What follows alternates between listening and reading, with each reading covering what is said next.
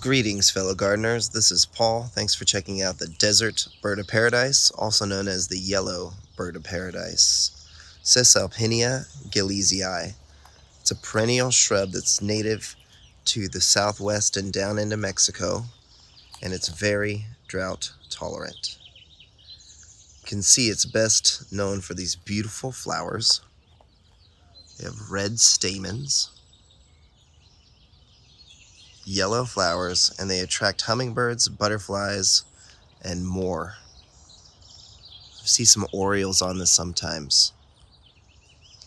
Now, this plant is often used to soften landscapes because it has feathery foliage too. It's very delicate and pretty. And like I said, this is drought tolerant but also heat tolerant. In fact, this is actually a seedling from the mother plant, which used to be up the hill, but I removed it. And the only water it gets is this runoff right there. Probably should tighten that drip line because it doesn't need much water at all. These plants are really, really, really hardy, tough plants, as long as they have well-draining soil. If the soil is too compacted, these plants can develop chlorosis, which is a yellowing.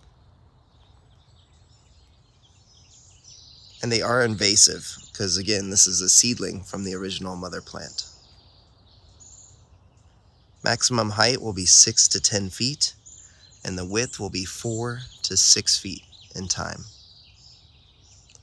This is grown from seed. It's been about 7 to 8 years, I'd estimate. Now, when they're blooming like this, it is advised that they get watered about twice a month and keep the blooms for a long time. Here are the seed pods. They're pretty. They're soft as well.